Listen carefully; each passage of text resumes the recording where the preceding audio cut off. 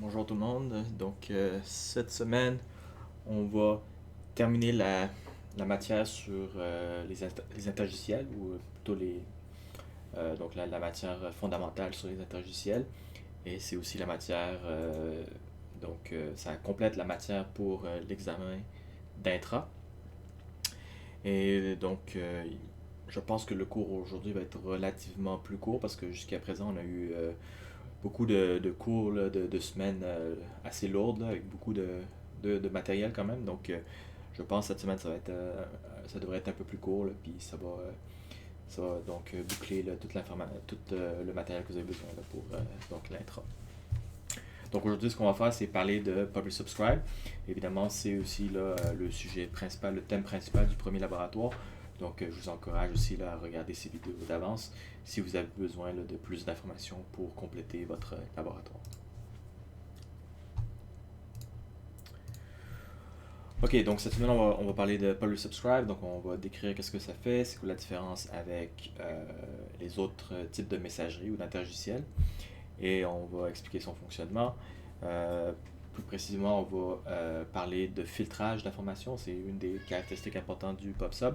Donc, il y a deux types qu'on va parler, c'est le topic based et le content based. C'est les deux façons majeures de faire du filtrage sur le PubSub. Et ensuite, on va aussi parler de quelques exemples de systèmes et d'applications qui utilisent le PubSub. Et finalement, on va parler du standard AMQP et d'une de ses implémentations les plus importantes qui est RabbitMQ. Et en bonus, je vous donne aussi quelques matériels là, sur GMS. Mais bon, GMS, c'est un système qui est quand même assez vieux. C'est un peu l'équivalent de JOS, là, donc c'est-à-dire les librairies par défaut standard qui viennent avec Java pour faire de la messagerie. Donc évidemment, il y a des systèmes plus avancés que ça, mais si vous êtes intéressé, vous êtes curieux ou que vous êtes interpellé à utiliser GMS dans votre carrière, dans votre compagnie, à ce moment-là, vous pouvez évidemment regarder cette section.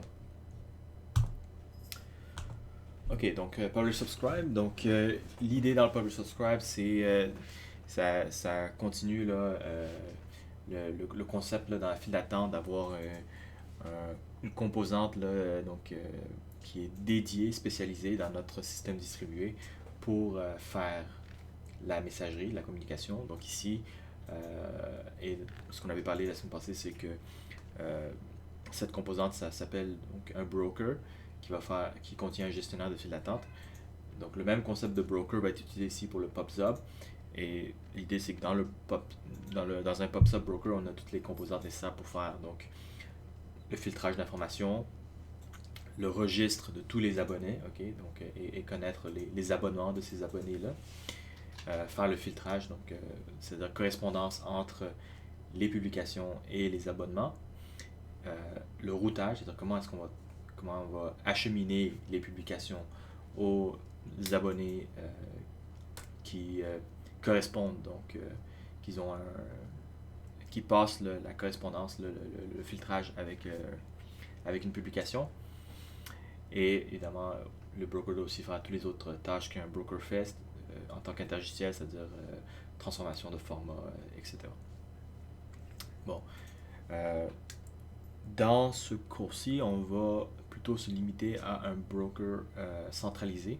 Okay? C'est-à-dire que le broker lui-même, ça va être juste un seul système. Bon, on va parler aussi un petit peu là, de systèmes comme Kafka qui peuvent être distribués, mais ce ne sera pas euh, l'emphase de ce cours aujourd'hui. Donc, on va plutôt parler là, de système à un seul broker qui va gérer là, le système de PubSub. Okay?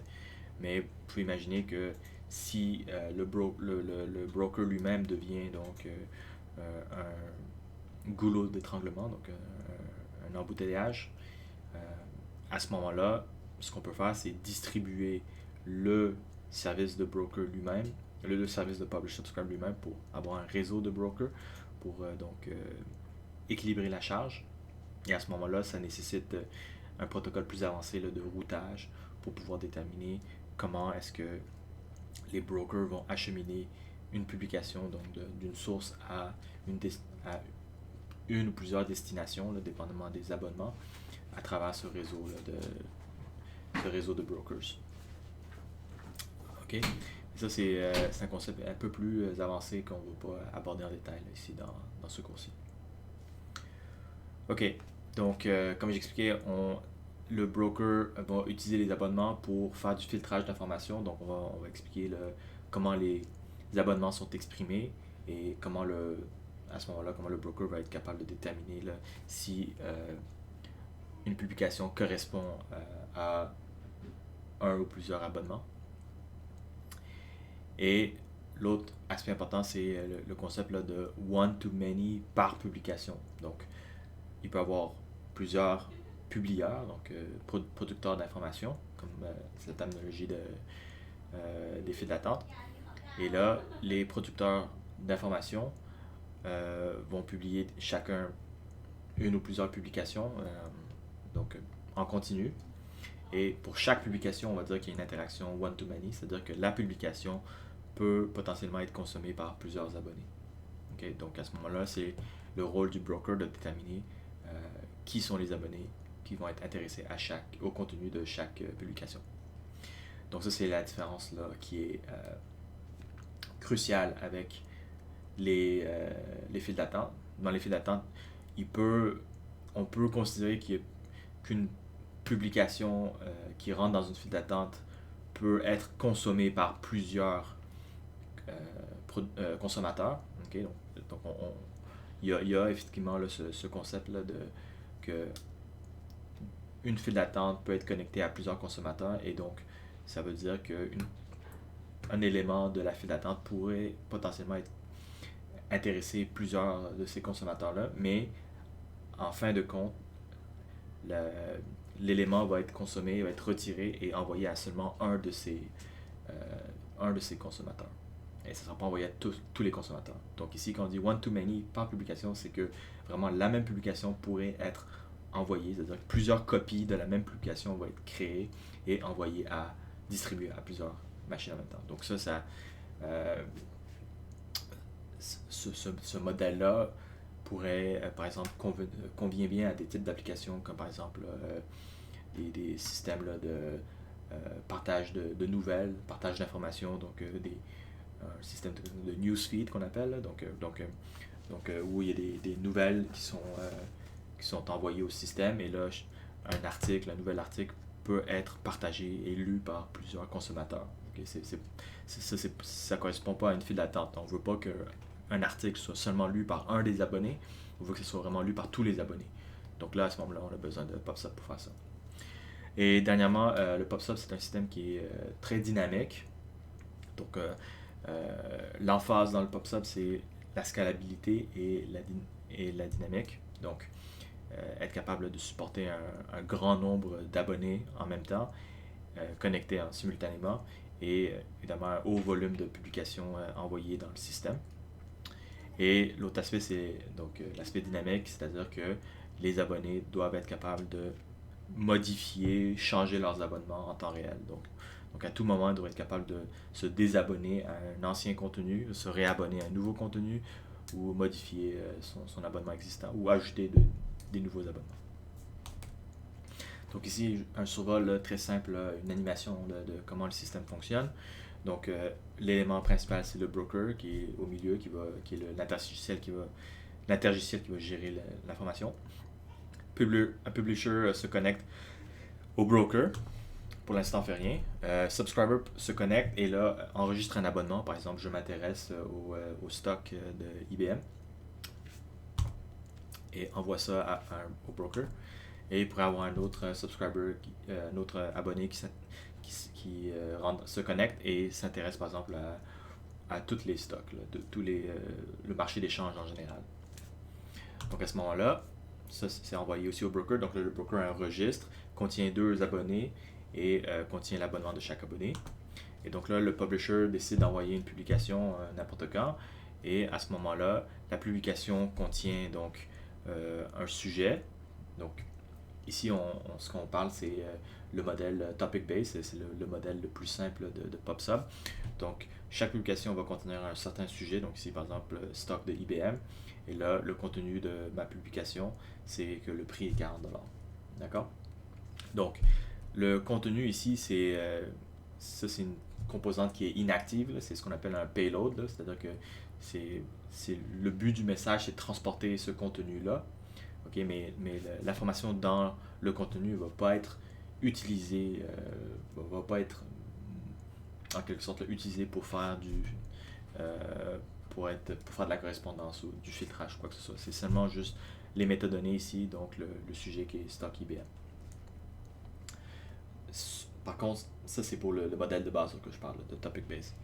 Donc là, le broker reçoit donc la publication, utilise le sujet, fait la correspondance et va être capable d'identifier que les deux abonnés ici sont intéressés à cette publication-là et donc va créer 2 copies de la publication, envoyer une copie pour chacun de ses abonnés. Et donc là, le système de PubSub a complété son travail pour cette publication. Exemple dans MQTT, donc MQTT c'est un des systèmes les plus simples là, de PubSub qui existe, très léger, mais c'est pour ça que c'est couramment utilisé parce que c'est vraiment léger et efficace à utiliser. Donc c'est vraiment exactement la même chose que je viens d'expliquer. On a notre broker MQTT au milieu, l'intergiciel, et là les différentes composantes. Donc souvent MQTT est utilisé dans un concept là, de IoT, Internet des objets, où il y a des capteurs, donc des dispositifs là, intelligents qui veulent se connecter ensemble.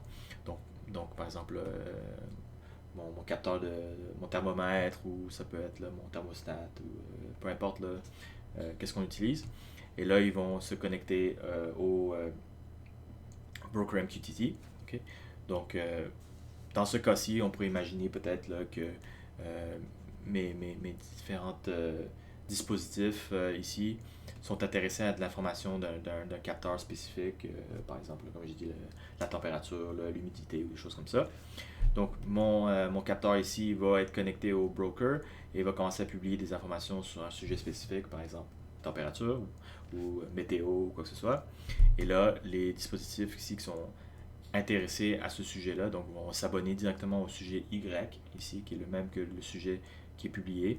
Donc, la responsabilité du broker ici, c'est tout simplement de vérifier dans son registre d'abonnés qui est intéressé au topic, au sujet Y, et acheminer de la publication X à 1 et 2 ici. Parce que dans les deux cas ici, dans ce cas-ci, dispositif 1 et dispositif 2 sont abonnés au topic Y. Ok, donc si on compare PubSub avec les autres interlogiciels, donc si on compare avec le système le plus de base, passage de message, donc message passing, par exemple un système comme MPI. Donc là, tout ce qu'on fait, c'est envoyer, c'est send message, receive message, donc vraiment très très de base. Dans le passage de message, ce qu'on peut avoir potentiellement, c'est découplage de synchronisation, c'est-à-dire que si on l'utilise en mode asynchrone, à ce moment-là, on a découplage de synchronisation, et l'autre découplage qui est offert par le passage de message, c'est le découplage du mode d'interaction, parce que dans RPC, c'est requête-réponse seulement, alors que dans passage de message, c'est découplage de modèle d'interaction. Donc, dans le PubSub, évidemment, parce que comme j'ai expliqué, on a construit, on a expliqué les choses de façon incrémentale. Donc, le PubSub, c'est comme bâti sur le passage de message. Donc, le PubSub, évidemment, aussi supporte le découplage du modèle d'interaction et de synchronisation. Comparativement au fil d'attente, donc on sait que les fils d'attente, c'est une composante distribuée de tampons et que ça offre découplage d'espace, temps et synchronisation. Donc, Publish Subscribe aussi, c'est un composant distribué.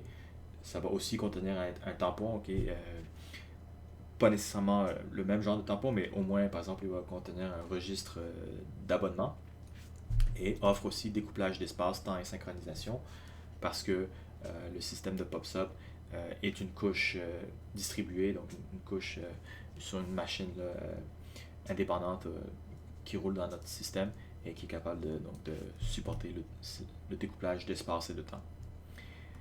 Et finalement, Publish Subscribe, donc qu'est-ce que le Publish Subscribe apporte de plus sur les files d'attente?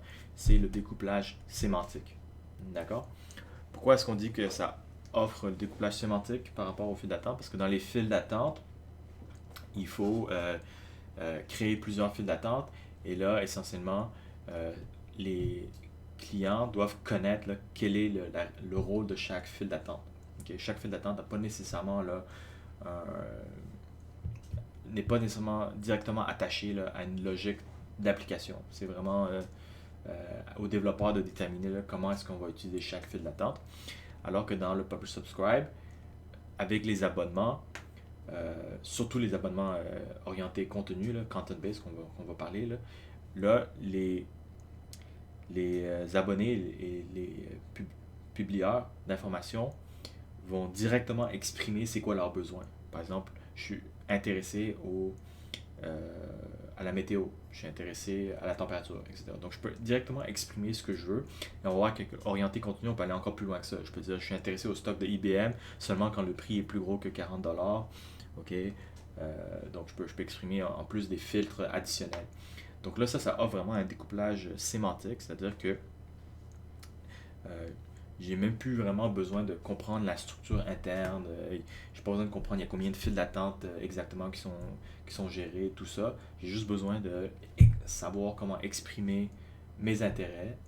Ou en tant que publieur, j'ai juste besoin de savoir comment exprimer mes publications. Donc, par exemple, si je suis un capteur de un thermomètre, ben, je sais que mes publications, ça va être température. Ça va être des publications de température. Okay? Peu importe qu'est-ce qui va se passer, peu importe combien il y a d'abonnés, comment le système fonctionne. Si c'est dans le PubSub, je vais tout le temps dire c'est température. Puis normalement, ça va fonctionner parce que les abonnés vont aussi utiliser température comme abonnement. D'accord? Bon, c'est ça l'idéal, okay? C'est ça qu'on vise avec le PubSub. Donc, une certaine façon où on est capable indépendamment de déterminer là, comment est-ce qu'on va exprimer notre abonnement, comment on va exprimer notre publication sans avoir là, à connaître les détails internes de combien il y a de files d'attente, tout ça là, dans le système. Okay? Et donc à ce moment-là, ça réduit encore plus les dépendances et c'est un peu là, comme c'est un peu comparable au REST API dans le sens que dans le REST API, les gens se fient à une convention, donc même s'ils ne savent pas exactement comment c'est implémenté, ils peuvent deviner là, que telle et telle fonctionnalité sont supportées. S'ils savent qu'ils font face à un REST API, on peut quasiment deviner là, comment ça fonctionne, juste à travers l'API. Donc c'est un peu la même chose avec le PubSub.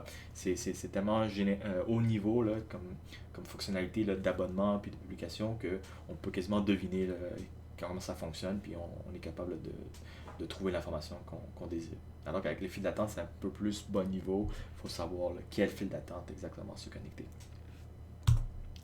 Donc si on compare Publish Subscribe avec d'autres concepts similaires, donc le premier qu'on peut comparer, c'est avec les bases de données. Donc ça, c'est quoi la différence entre Publish Subscribe et base de données?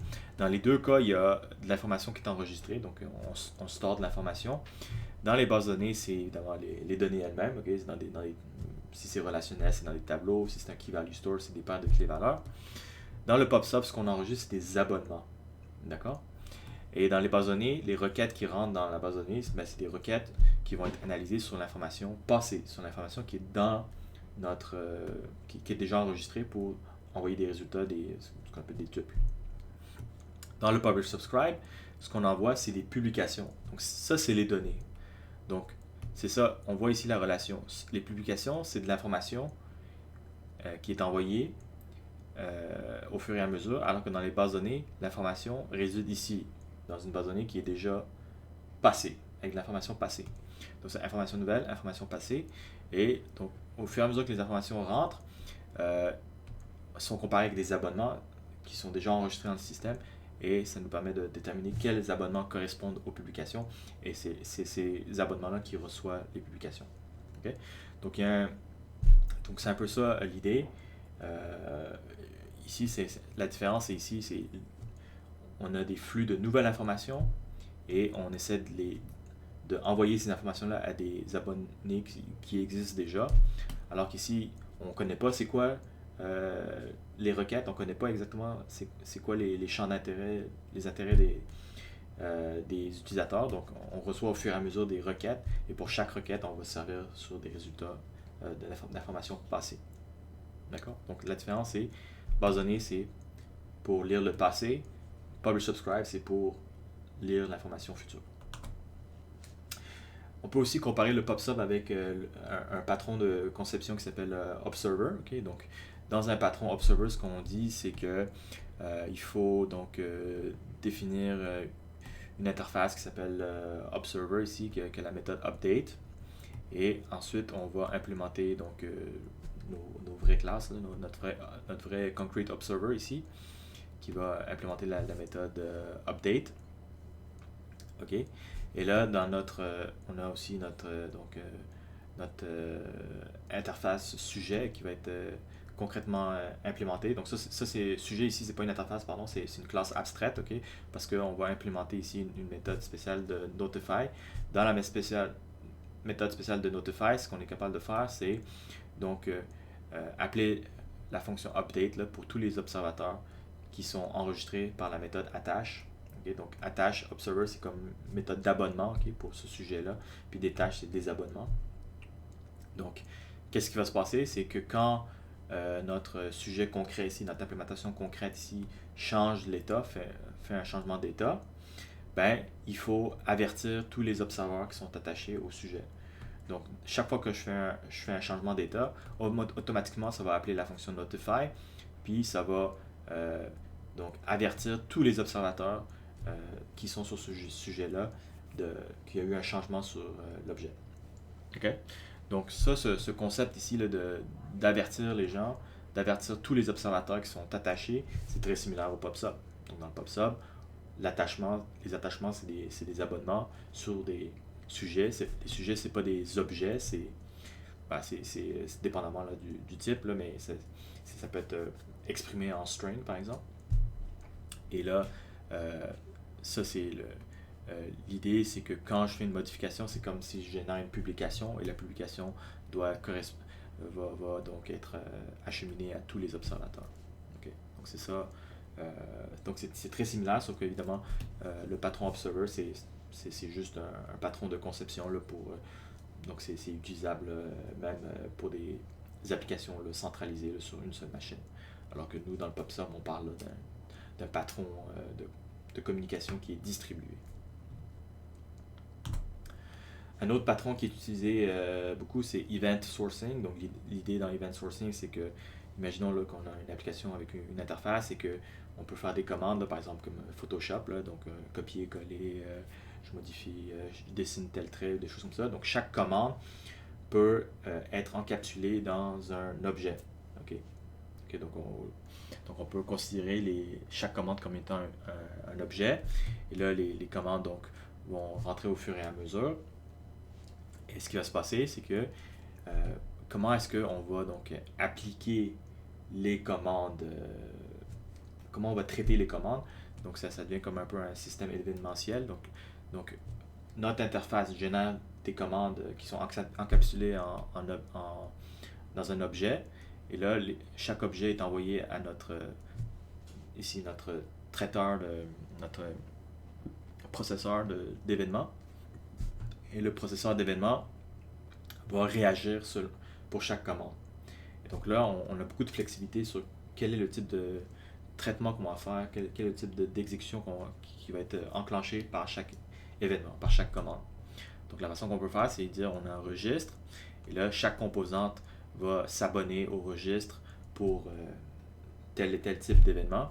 Et donc quand le processeur d'événements reçoit un événement qui correspond à plusieurs composantes, va les avertir à travers ici ce qu'on appelle le Event Listener pour dire à ces composantes, ok, une nouvelle commande a été effectuée, vous devez donc réagir à cet événement-là puis faire quelque chose. Okay? Donc